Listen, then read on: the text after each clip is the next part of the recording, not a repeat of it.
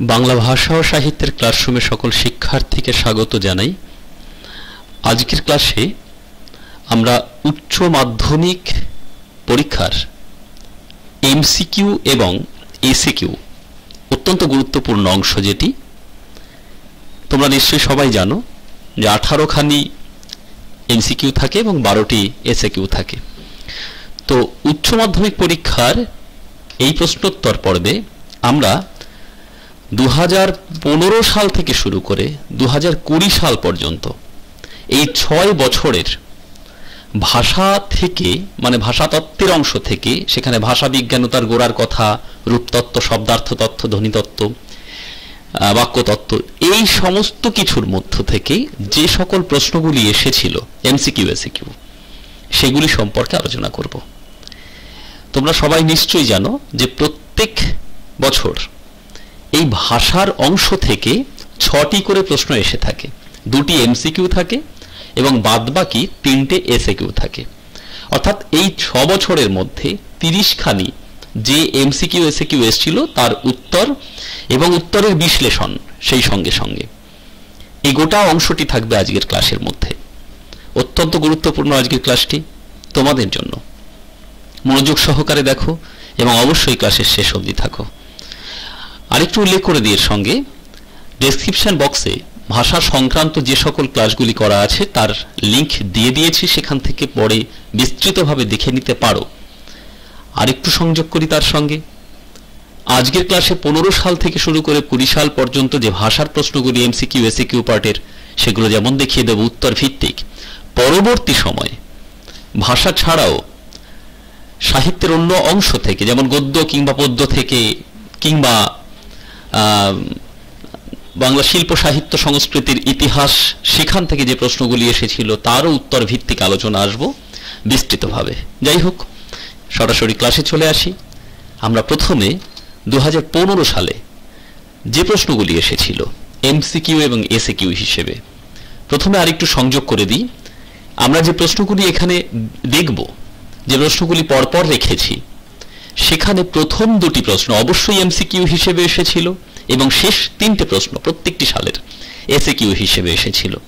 যাই হোক, প্রথম প্রশ্নটি দেখে নিই। রূপমূল কি? প্রশ্ন ছিল রূপমূল কি, লিখে ড্যাশ দিয়ে অপশান ছিল 4টি।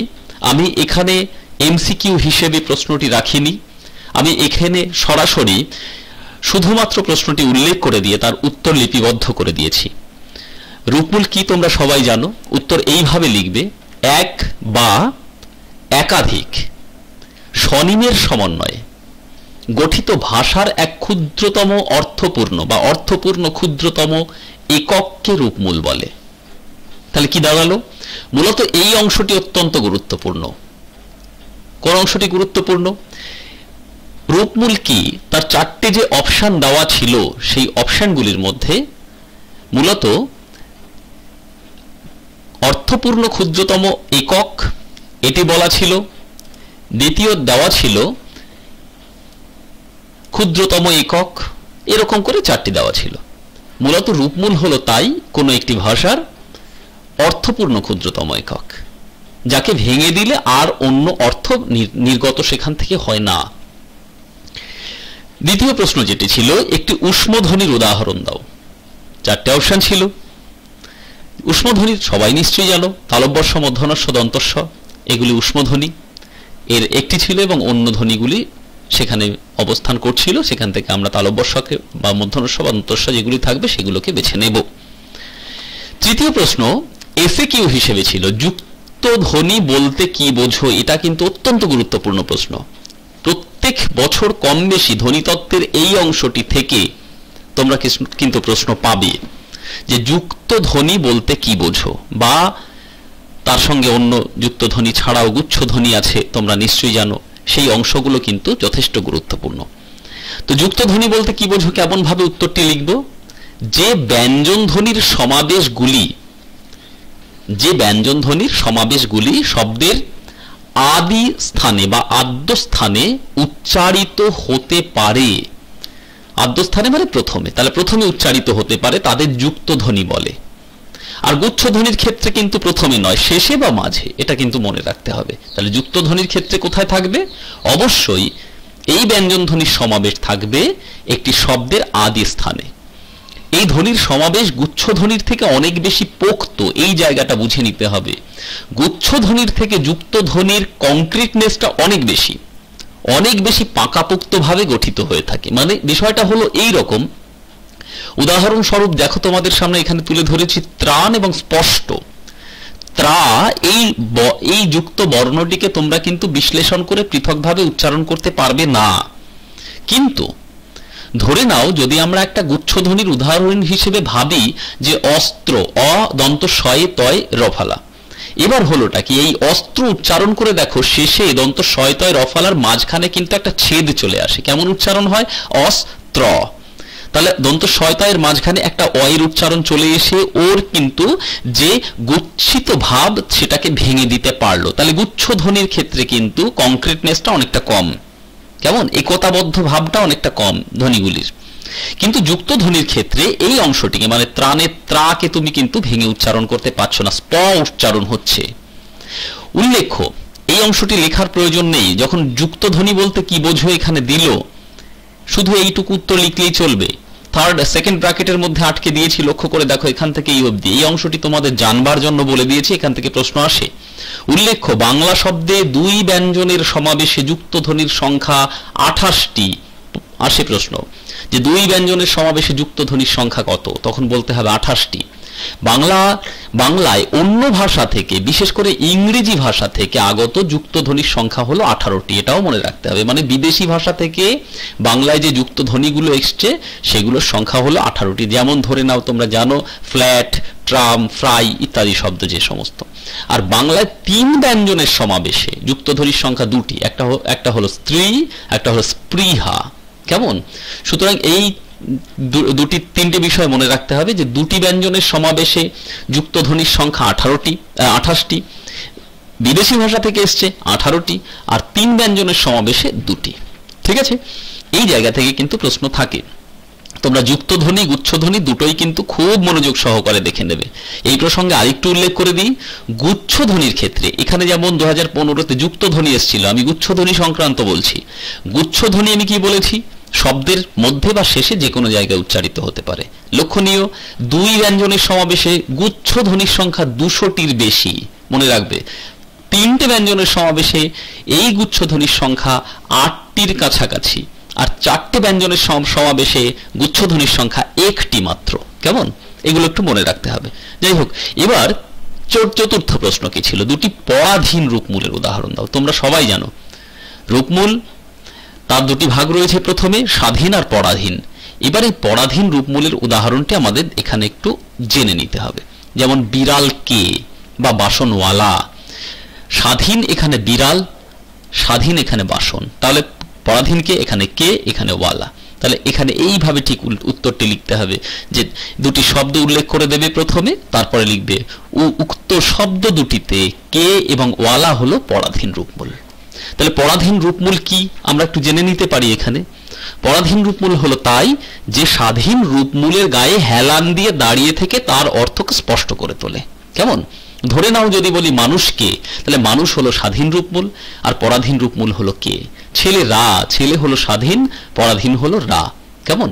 সুতরাং স্বাধীন রূপমূল স্বাধীনভাবে অবস্থান করে, তার নির্দিষ্ট অর্থ থাকে, আর সেই অর্থকে স্পষ্ট করার জন্য পরাধীন রূপমূল এসে তার গায়ে হেলান দিয়ে দাঁড়িয়ে থাকে। কেমন? যাই হোক, এবার পঞ্চম প্রশ্ন কি ছিল? বর্ণনামূলক ভাষা বিজ্ঞানের আলোচ্য বিষয় কি? অত্যন্ত গুরুত্বপূর্ণ। এই জায়গা থেকে একটা প্রশ্ন কিন্তু কম বেশি ঘুরিয়ে ফিরিয়ে প্রত্যেকবার এসে থাকে। আমাদের এই জায়গাটা ভীষণ সুন্দরভাবে দেখে নিতে হবে। এটা হলো ভাষা বিজ্ঞান ও তার গোড়ার কথার একেবারে প্রারম্ভিক পর্যায়ে। তোমরা জানো ভাষা বিজ্ঞানের এই বহুল প্রচলিত তিনটে শাখার মধ্যে একটা হলো বর্ণনামূলক। তিনটে কি কি? তুলনামূলক ভাষা বিজ্ঞান, ঐতিহাসিক ভাষা বিজ্ঞান, বর্ণনামূলক ভাষা বিজ্ঞান। তোমরা এই যে কথাগুলো বলছি, মানে প্রশ্নের নিরিখে আলোচনা করে দিচ্ছি, তোমরা এগুলো কিন্তু লিখে নিতে পারো খাতা খুলে সামনে রেখে। কেমন? তাহলে অত্যন্ত কাজে লাগবে। বিষয়টা হলো এই জায়গা থেকে একটি প্রশ্ন কিন্তু প্রত্যেকবার কম বেশি এসে থাকে। প্রশ্নটা কেমন? যে বর্ণনামূলক ভাষা বিজ্ঞানের আলোচ্য বিষয় কি? আমি কি বললাম? মূলত যদি বলা হয় যে ভাষা বিজ্ঞানের পদ্ধতিগুলি কি কি, এটা যদি প্রশ্ন হয়, তাহলে বলতে হবে ভাষা বিজ্ঞানের পদ্ধতিগুলি হলো তিনটি, যথা তুলনামূলক ভাষা বিজ্ঞান, ঐতিহাসিক ভাষা বিজ্ঞান এবং বর্ণনামূলক ভাষা বিজ্ঞান। আমাদের এখানে আছে বর্ণনামূলক ভাষা বিজ্ঞান। তাহলে আমরা বর্ণনামূলক ভাষা বিজ্ঞানের ডেফিনেশনটা একটু দেখে নিই। বর্ণনামূলক ভাষা বিজ্ঞানের আলোচ্য বিষয় কি? আলোচ্য বিষয় সমকালীন প্রচলিত ভাষার গঠন রীতির বিচার বিশ্লেষণ। সমকালীন মানে সেই সময়, ধরে নিলাম আজকের দিনে দাঁড়িয়ে বাংলা ভাষা কেমন ভাবে পরিবর্তন হয়ে এসেছে এবং পরিবর্তনের রূপরীতিটা এখন কেমন, তার বৈচিত্র্য কি, তার ধ্বনিগত রূপতাত্ত্বিক এই বৈচিত্র্যগুলো কি কি, সেগুলো কিন্তু বর্ণনামূলক ভাষা বিজ্ঞানের মধ্যে আলোচনা করা হবে। সমকালীন প্রচলিত ভাষার ধ্বনি বিজ্ঞান, ধ্বনিতত্ত্ব, রূপতত্ত্ব, বাক্যতত্ত্ব, শব্দার্থ তত্ত্ব প্রভৃতি বিষয় নিয়ে বিস্তৃতভাবে আলোচনা করে কিন্তু বর্ণনামূলক ভাষা বিজ্ঞান। সুতরাং বর্ণনামূলক ভাষা বিজ্ঞান কিন্তু পুরনো কথা বলবে না। বর্ণনামূলক ভাষা বিজ্ঞান সেখানে কিন্তু লক্ষণীয়, সেখানে কিন্তু কখনোই অন্য ভাষার সঙ্গে তুলনামূলক আলোচনাও হবে না। বর্ণনামূলক ভাষা বিজ্ঞানে কি হবে? একটি ভাষার ধ্বনি, রূপ, বাক্য কিংবা শব্দার্থের সম্পূর্ণ যে বিশ্লেষিত রূপ সেগুলোকে তুলে ধরা হবে, এটা লিখতে হবে এখানে, কেমন? সুতরাং এই বিষয়টি বর্ণনামূলক ভাষা বিজ্ঞান, তার সঙ্গে আরো দুটি যেটা বললাম, একটি ঐতিহাসিক আর একটা হলো কি বললাম, তুলনামূলক। এগুলো কিন্তু ভীষণভাবে মনে রাখতে হবে, তিনটে থেকে একটি প্রত্যেকবার এসে থাকে, কেমন? যাই হোক, 15 সালে এই প্রশ্নগুলো এসেছিল, তোমাদের সামনে তুলে ধরলাম, উত্তর সমেত দেখে নেবে, আসতে পারে, এগুলো রিপিট হতে পারে। এবার আমরা 2016 সালে চলে যাই। 2016 প্রথম প্রশ্ন কি ছিল দেখে নেওয়া যাক একটু। মূলত 2016-তে প্রথম প্রশ্নটি কি ছিল? তাড়িত ব্যঞ্জনের উদাহরণ দাও। তাড়িত, তাড়ন বা পীড়ন করা। কাকে তাড়ন পীড়ন করা হচ্ছে? জিহ্বাকে। আমরা জানি বাকযন্ত্রের প্রধান অন্যতম একটি অঙ্গ হলো জিহ্বা। শ্বাসবায়ুর সাহায্যে প্রত্যেকটি ধ্বনি উচ্চারিত হয়। এই শ্বাসবায়ু এসে জিহ্বাকে তাড়িত বা পীড়ন করে, ফলে উচ্চারণ হয় ডয়-শূন্য র। এই তাড়িত ব্যঞ্জনের উদাহরণ হলো ডয়-শূন্য র, কেমন? সুতরাং এটা আমাদের মনে রাখতে হবে। অপশনালি অনেক কিছু থাকবে, হ থাকতে পারে, হ হলো কণ্ঠনালীয় ধ্বনি, কেমন? মনে রাখবে। বয়-শূন্য র, কেমন? কম্পিত স্বর। বয়-শূন্য র আমরা যেটাকে রেপ র বলে থাকি, এটা কিন্তু কম্পিত স্বর। আর হ কি বললাম? কণ্ঠনালীয় ধ্বনি। ডয়-শূন্য র, এই ডয়-শূন্য রটি হলো তাড়িত ব্যঞ্জন। তাড়ন বা পীড়ন করছে। কে তাড়ন পীড়ন করে? শ্বাসবায়ু। কাকে তাড়ন পীড়ন করে? জিহ্বাকে তাড়ন আর পীড়ন করে, কেমন? বেশ, দ্বিতীয় প্রশ্ন কি ছিল? গোষ্ঠী শব্দের আদি অর্থ গবাদি। এই ধরনের প্রশ্ন এসে থাকে প্রত্যেকবার একটি করে। গোষ্ঠী শব্দটির আদি অর্থ কি ছিল? গবাদি। গো শব্দের অর্থ গরু, গোষ্ঠী মানে যেখানে গরু সব একসঙ্গে থাকে বা গরু জাতীয় পশু, চার পেট মাসুক পশুগুলি যেগুলি গৃহে একটা জায়গায় অবস্থান করে, তাদের বলা হয় গবাদি। কিন্তু বর্তমানে গোষ্ঠী শব্দের অর্থ কি? দলবদ্ধ হয়ে থাকা বা সমূহ। এটি শব্দার্থ পরিবর্তনের কোন ধারা অবলম্বন করেছে? তাহলে কি ছিল? ছিল গবাদি, হয়ে গেল কি সমগ্র বা সমূহ, তাহলে সম্পূর্ণ পরিবর্তন হয়ে গেল। এই পরিবর্তিত রূপকে বলা হয় রূপান্তর। যেহেতু পূর্বের অর্থের সঙ্গে বর্তমান অর্থের কোনো মিল খুঁজে পাওয়া যাচ্ছে কি? এই গবাদির সঙ্গে সমূহের কোনো মিল খুঁজে পাচ্ছ কি? না, পাচ্ছে না, আমরা কেউ পাচ্ছি না। তাহলে এই কারণে একে বলা হয় শব্দের রূপান্তর। আসলে শব্দার্থের রূপ পরিবর্তনের ধারাকে তিনটে ভাগে ভাগ করা হয় মূলত, তোমাদের এখানে যেটা দেখানো হয়েছে, কিন্তু 5টি ভাগে ভাগ করা হয়। একটা উৎকর্ষ, একটা অপকর্ষ, একটা সংকোচ, একটা প্রসার, আর একটি হলো শব্দের রূপান্তর, কেমন?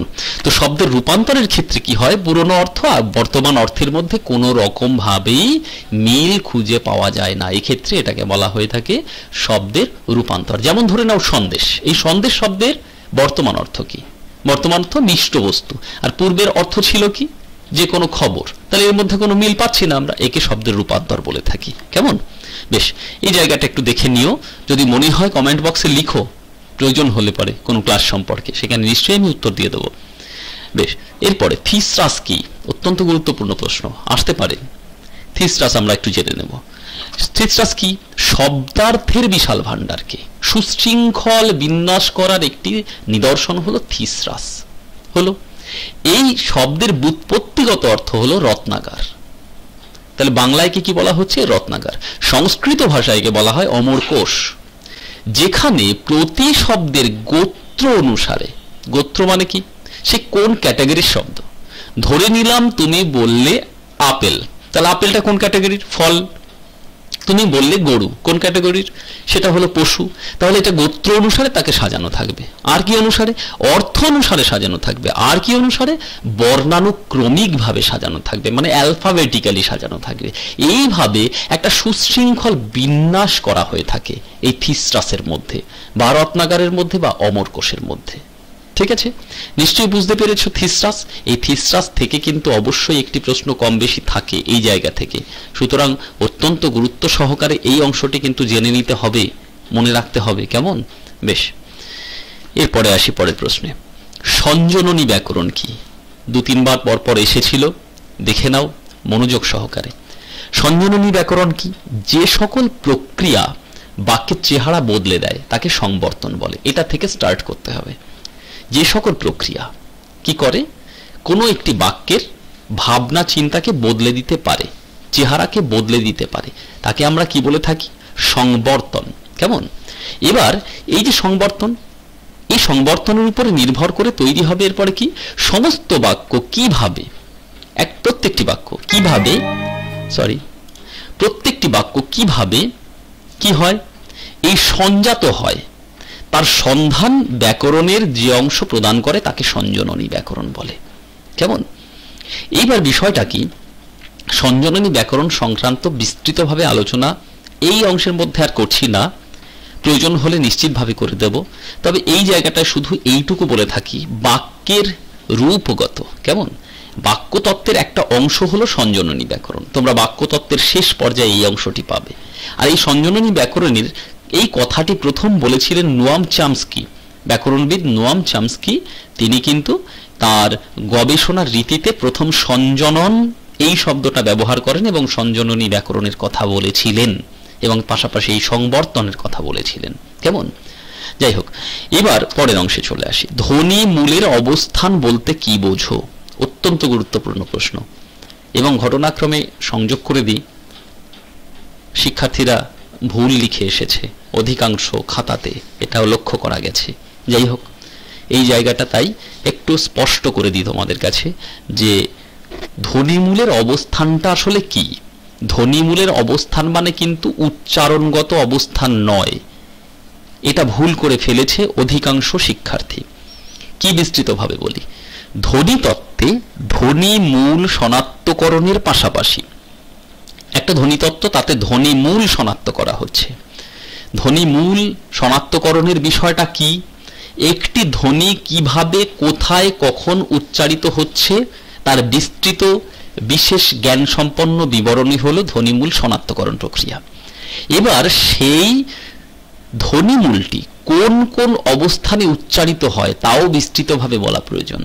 যেমন ধরো, বাংলা স্বরধ্বনি হর্ষই, হর্ষৌ, অ ও আ, এই বর্ণ কটা শব্দের আদ্য, মধ্য, অন্ত সব স্থানে উচ্চারিত হয়। তাহলে ই, উ, অ, ও, আ, এই যে বর্ণ 5টি, এটা কিন্তু প্রত্যেকটি যে কোনো শব্দের মাঝে, শেষে, প্রথমে উচ্চারিত হতে পারে। আবার ধরে নাও ব্যঞ্জন ধ্বনি, যদি উমা, ডয়শূন্য র, ঢয়শূন্য র, এই বর্ণ 3টির কথা ভাবো, এগুলি কিন্তু কখনোই শব্দের আদিতে উচ্চারিত হয় না। মানে ডয়শূন্য র দিয়ে, উমা দিয়ে, কিংবা ঢয়শূন্য র দিয়ে তোমরা কিন্তু কখনোই কোনো শব্দ গঠিত হতে দেখবে না। হলো? ঠিক তেমনি ভাবে ঠ এবং ড, এই বর্ণ দুটি কখনোই কিন্তু শব্দের অন্তে উচ্চারিত হয় না, শেষে উচ্চারিত হয় না।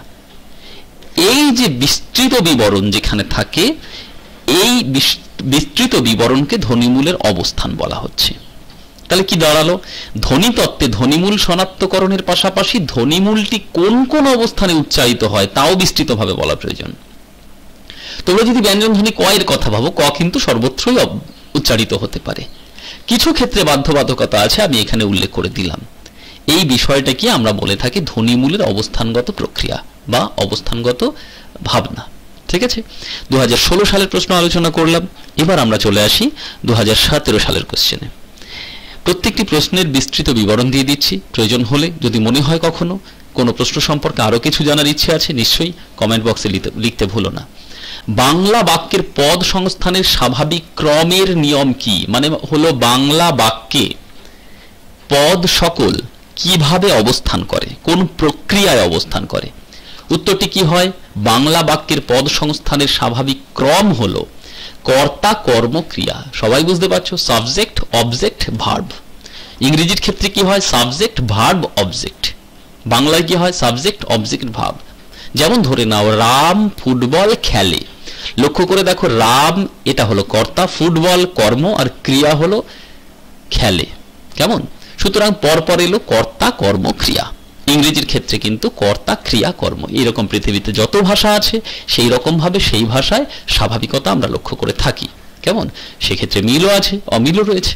যাই হোক, একই পদ পাশাপাশি দুবার বসার প্রক্রিয়াকে কি বলে? এগুলো কিন্তু এমসিকিউ হিসেবে ছিল।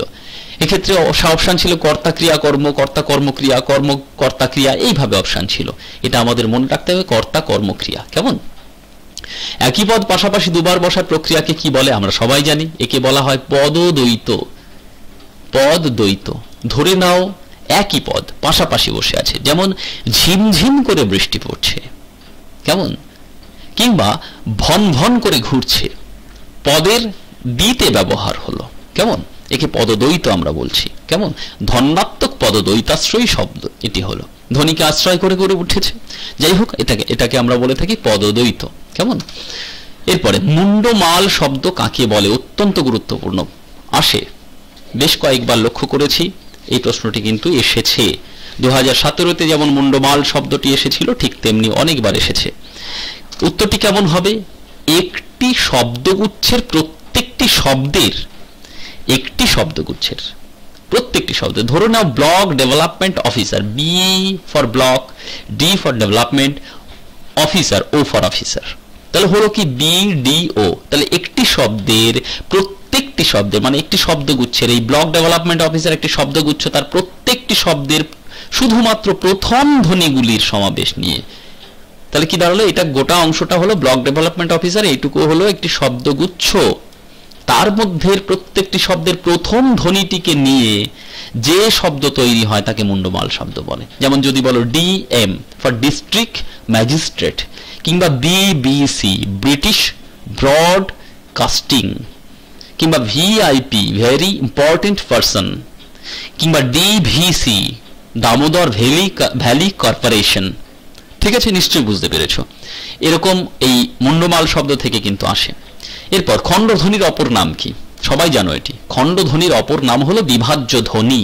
ধ্বনিতত্ত্বের একটি অংশ যেখানে তোমরা পড়েছো বিভাজ্য ধ্বনি, এবং অপরটি আছে অবিভাজ্য ধ্বনি। এখান থেকে কিন্তু বেশ কয়েকটি প্রশ্ন আমরা লক্ষ্য করি।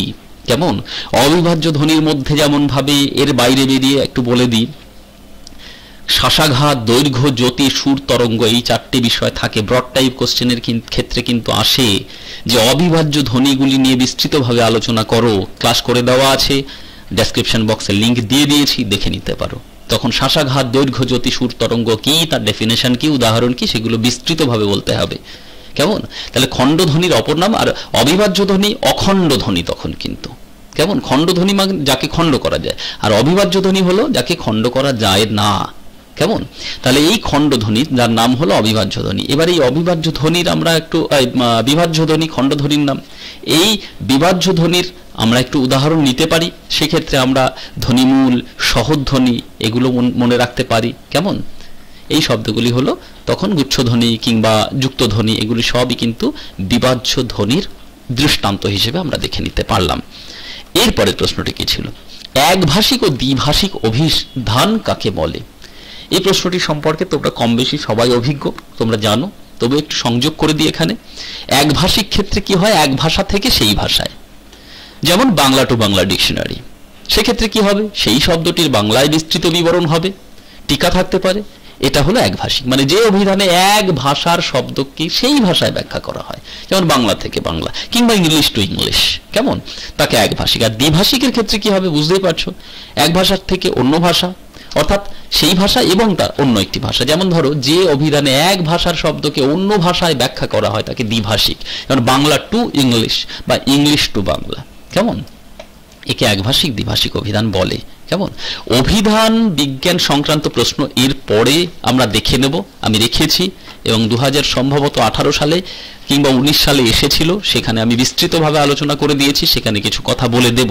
যাই হোক, 2017 সালের 5টি কোয়েশ্চেন দেখে নিলাম। এবার আমরা 2018 সালে চলে যাই। 2018 সালে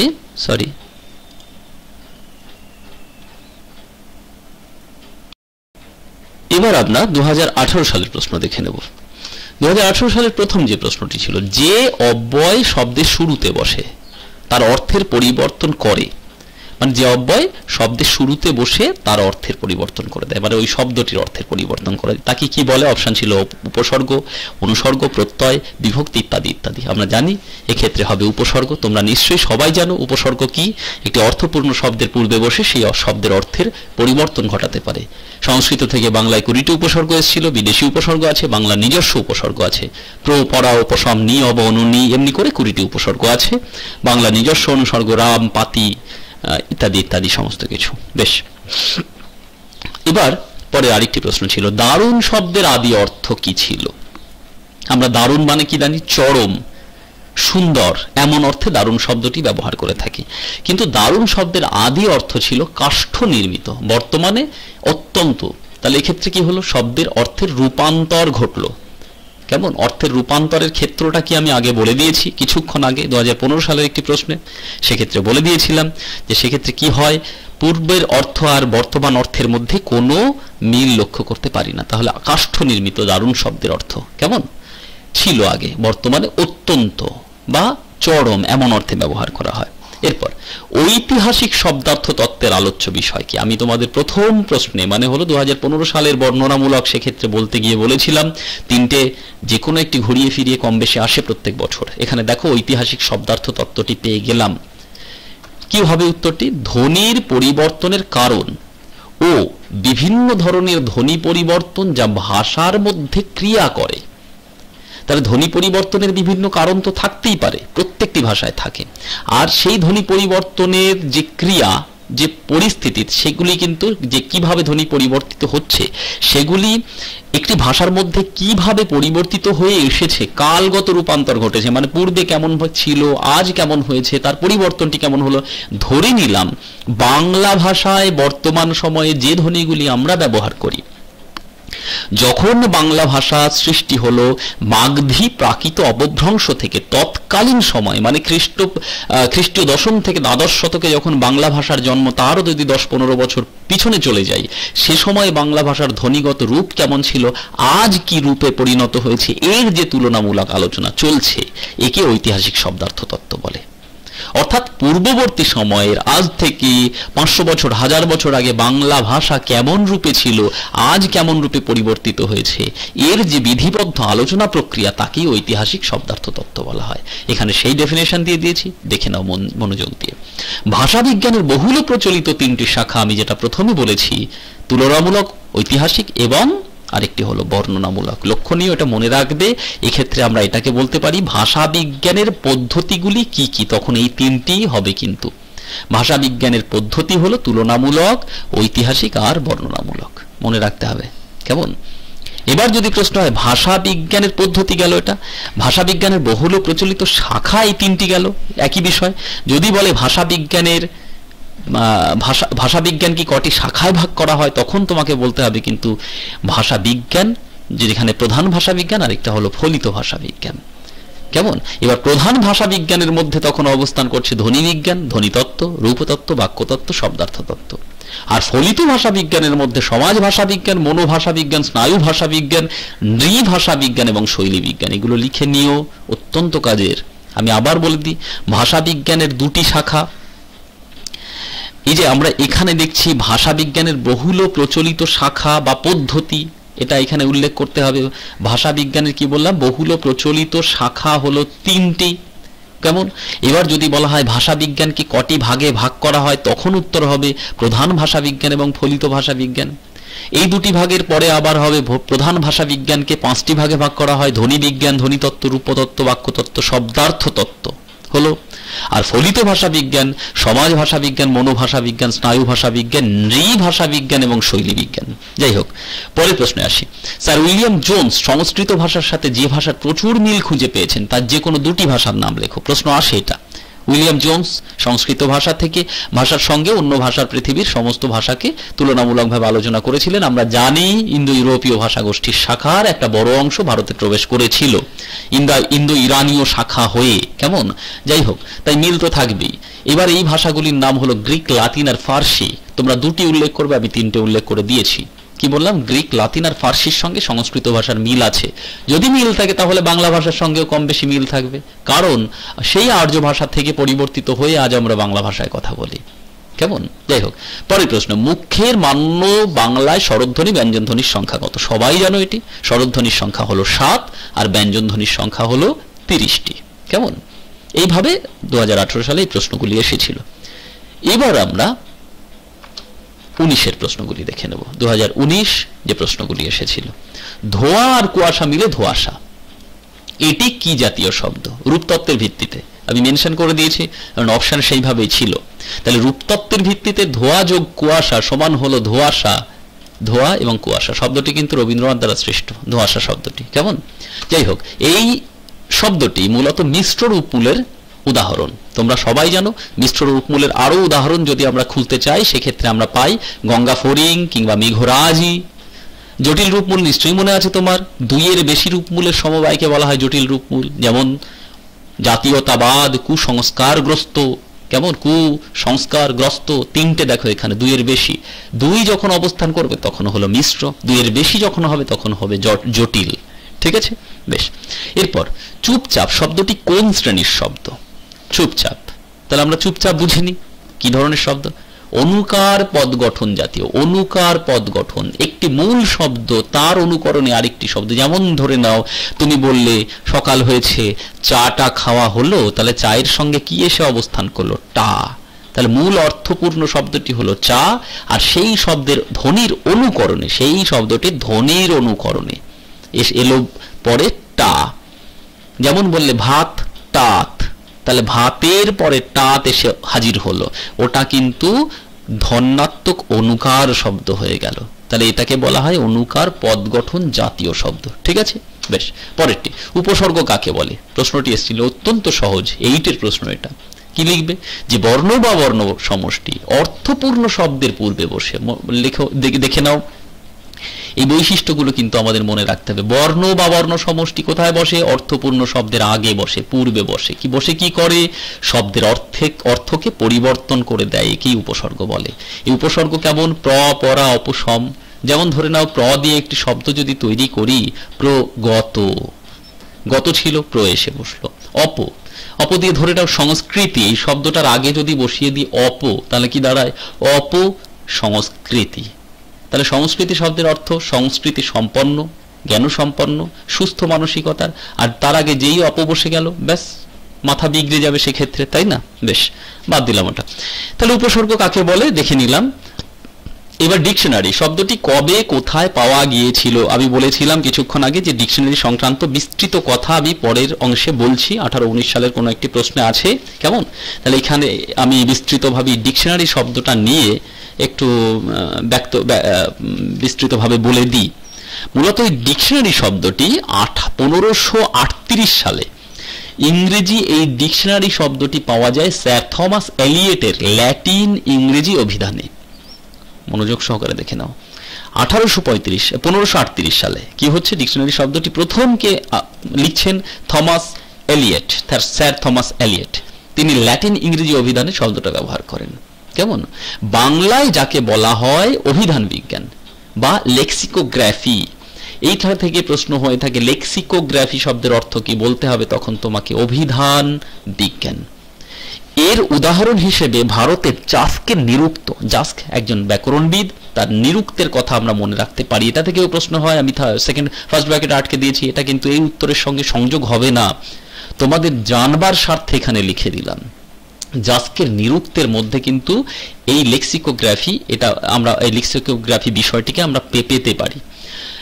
13শ শতাব্দীতে অভিধান বোঝাতে জন গারল্যান্ড প্রথম এই ডিকশনারি শব্দটি ব্যবহার করেছিলেন। তাহলে ত্রয়োদশ শতকে অভিধান বোঝাতে কে ব্যবহার করেছিলেন প্রথম? জন গারল্যান্ড, তিনি ডিকশনারি শব্দটি ব্যবহার করেন।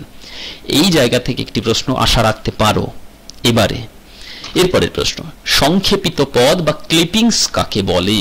মনে রাখতে হবে, অত্যন্ত গুরুত্বপূর্ণ। কিনা সংক্ষেপিত পদ বা ক্লিপিংস এমন এক ধরনের প্রক্রিয়া যেখানে শব্দের চেহারার পরিবর্তন ঘটে এবং শব্দটি আকারে ছোট হয়ে যায়, অথচ তার অর্থগত বা ব্যাকরণগত কোনো পরিবর্তন ঘটে না। চেহারার পরিবর্তন ঘটিয়ে ফেললাম, কিন্তু তার অর্থগত বা ব্যাকরণগত পরিবর্তন করলাম না। যেমন ধরে নাও এরোপ্লেন, এই এরোপ্লেন শব্দটির বদলে আমরা কি বলি? প্লেন। মাইক্রোফোন, তার বদলে কি বলি? মাইক। তাহলে এই যে ছোট হয়ে গেল, কিন্তু অর্থ বদলেছে কি? এরোপ্লেন এরোপ্লেনই আছে, মাইক্রোফোন মাইক আছে, কেমন? অর্থটা কিন্তু বদলায়নি, ব্যাকরণগত কোনো অর্থ বদলায়নি। এক্ষেত্রে আমরা বলে থাকি সংক্ষেপিত পদ বা ক্লিপিংস। কেমন? এবার 2020 সালে চলে আসি। গত বছর যারা পরীক্ষা দিয়েছে তার মধ্যে প্রথম প্রশ্নটি কি ছিল? বর্ণনামূলক বিজ্ঞানের বা ভাষা বিজ্ঞানের সূত্রপাত হয়েছিল কোন সময়ে? প্রশ্নটি ছিল, অপশন ছিল অনেকগুলি। বিংশ শতাব্দীর প্রথম লগ্নে, বিংশ শতাব্দীর মাঝামাঝি, ঊনবিংশ শতাব্দীর শেষ লগ্নে, এরকম অপশন ছিল। তাহলে সূত্রপাত হয়েছিল বিংশ শতকের প্রথম লগ্নে। কেমন? দ্বিতীয় প্রশ্ন, রূপমূল পরিবারে রূপের বিকল্পকে কি বলে? রূপমূল পরিবার, রূপমূলের কথা আমি বলেছি, সেখানে রূপের বিকল্পকে কি বলে? সহরূপ। একটি মূল রূপ, তার বিকল্প যে রূপ রয়েছে তাকে আমরা বলি সহরূপ। বিষয়টা কেমন? ধরে নাও রূপমূল পরিবারে ল একটি রূপমূল। কেমন? ল। এবার এই ল নামক রূপমূলটি অনেক রকম ভাবে ব্যবহৃত হতে পারে, এটাই হলো সহরূপ। আবার আরেকটি ভাবে আমরা যদি বলি ছেলেটি, কেমন? ছেলেটি মাঠে খেলছে। এবারে ছেলেটি, টি এই নির্দেশকটি ছেলের সংখ্যা বা ছেলেকে নির্দেশ করলো। টি এর বদলে আমরা টা ব্যবহার করতে পারি, আঞ্চলিক ভেদে টো ব্যবহার করতে পারি, খানা ব্যবহার করতে পারি, খানি ব্যবহার করতে পারি। তাহলে এই যে এর মধ্যে খানা খানিটাকে বাদ রাখলাম, যদি টি এর বদলে টা টো ব্যবহার করি তাহলে টা টো হলো এই টি এর সহরূপ। ঠিক আছে, বেশ। তারপর থিসরাস কাকে বলে? একটি বাংলা থিসরাসের উদাহরণ। আমি থিসরাস নিয়ে এর আগে 2017 কোশ্চেন আলোচনা করেছি। শব্দার্থের বিশাল ভান্ডারকে সুশৃঙ্খল বিন্যাস করার একটি নিদর্শন হলো থিসরাস। সংস্কৃত ভাষায় একে বলে অমরকোষ।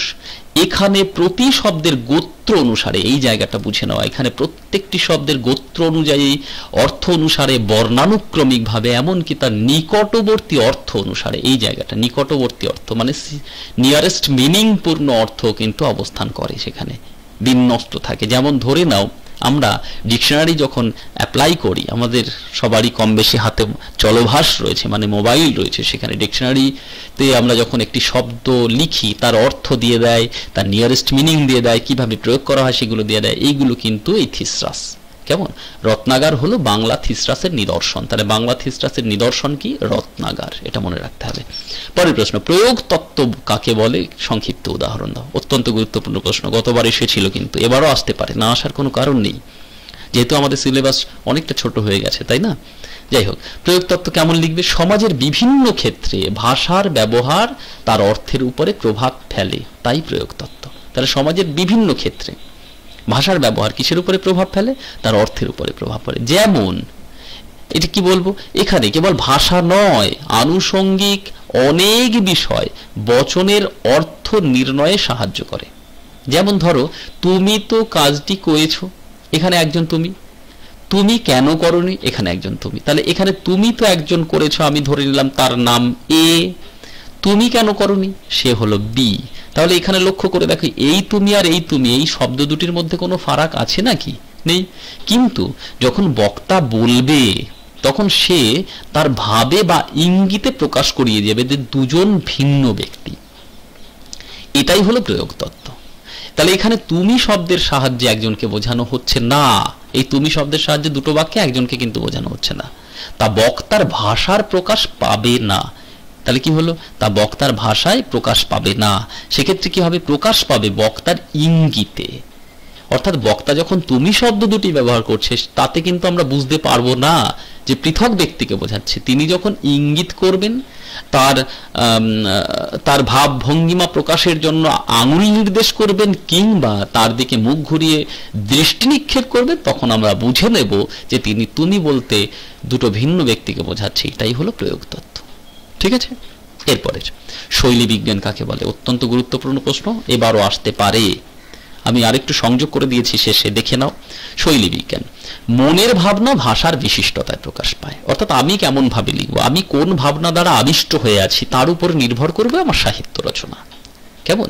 ধরে নিলাম আমি নজরুলের সাহিত্যকে যদি শৈলী বিজ্ঞানের আলোকে বিশ্লেষণ করবার প্রচেষ্টা করি, তাহলে কি দাঁড়াবে? সেখানে বিপ্লবাত্মক শক্তি ভাবনা। বিপ্লবাত্মক ভাবনার পিছনে কি আছে? বিপ্লবাত্মক ভাবনার পিছনে অবস্থান করছে সমাজ এবং সংস্কৃতিকে একটা নির্দিষ্ট জায়গায় এসে দাঁড় করানো, শুদ্ধতা দেওয়া। পাশাপাশি তিনি কিন্তু সমাজ ব্যবস্থার উচ্চ নিচের ভেদাভেদকে দূরে সরাতে চেয়েছেন। নজরুলের সাহিত্যর মূল ভাব কিন্তু তাই। একে শৈলী বলা হচ্ছে। তাহলে শৈলীটাকে খুঁজে নিতে হবে একজন সাহিত্যিকের সাহিত্য বিশ্লেষণের মধ্য দিয়ে। তাহলে মনের ভাবনা ভাষার বিশিষ্টতায় প্রকাশ পায়, যা হলো ভাষার রূপ বা ফর্ম। একে কি বলা হয়? ভাষার রূপ বা ফর্ম। এই রূপই হলো লেখকের লেখার শৈলী বা পোশাক। এই রূপকেই কি বলা হয়? লেখকের ভাষার শৈলী বা পোশাক। কোন লেখকের লেখার শৈলীকে বিশ্লেষণ করলে তখনই তাকে বলে শৈলী বিজ্ঞান। তাহলে শৈলী বিজ্ঞানে কি হয়? একজন লেখকের লেখার ভাবনাকে বা ফর্মকে বিশ্লেষণ করা হয়। এক্ষেত্রে সংযোগ করে দিয়েছে এখানে, দেখো, স্যামুয়েল ওয়েলসলি। এই স্যামুয়েল ওয়েলসলি একজন বিশিষ্ট ভাষাতাত্ত্বিক। তিনি প্রথম বলেছিলেন যে শৈলী বিজ্ঞান আসলে কি। শৈলী বিজ্ঞানকে তিনি বলেছিলেন দ্য ড্রেস অফ থট, অর্থাৎ চিন্তার পোশাককে আমরা শৈলী বিজ্ঞান বলতে পারি। কেমন? তাহলে কি দাঁড়ালো বিষয়টা? শৈলী বিজ্ঞান হলো তাই যেখানে কিনা মানুষের মনের ভাব প্রকাশিত হয় ভাষায়, আর সেই ভাষার মধ্যে একজন ব্যক্তি, একজন সাহিত্যিক তার নির্দিষ্ট ভাবনাকে সাহিত্যের মধ্যে প্রকাশ করে না, তা যখন আমরা বিশ্লেষণ করব তাকেই বলা হবে শৈলী বিজ্ঞান। একে স্যামুয়েল ওয়েলসলি কি বলছেন? দ্য ড্রেস অফ থট, অর্থাৎ চিন্তার পোশাক। কেমন? যাই হোক, আমরা 15 সাল থেকে 20 সাল পর্যন্ত এই 6 বছরের 30 খানি প্রশ্ন বিশ্লেষণ করলাম। 30-এর মধ্যে সীমাবদ্ধ থাকিনি, যদিও সমস্তগুলোই বলে দিয়েছি কম বেশি। তার পাশাপাশি অন্য কি প্রশ্ন হতে পারে সেইরকম ধরনের কথাও এখানে কিন্তু উল্লেখ করে দিলাম। আশা রাখবো পরের ক্লাসের জন্য তোমরা অবশ্যই অপেক্ষা করবে। আর হ্যাঁ, নোটিফিকেশনটা তো পেতে হবে, সে কারণে ওই যে সাবস্ক্রাইব করতে ভুলো না, ওটা কিন্তু মনে রাখতেই হবে। সকলকে অসংখ্য ধন্যবাদ। যে বিষয়গুলি নিয়ে তোমাদের মধ্যে এখনো সমস্যা আছে ব্যাকরণগত অংশের মধ্যে বা সাহিত্যের যে কোনো অংশের মধ্যে দ্বাদশ শ্রেণীর, সেগুলো সম্পর্কে কমেন্ট বক্সে লিখো, অবশ্যই ক্লাস করব।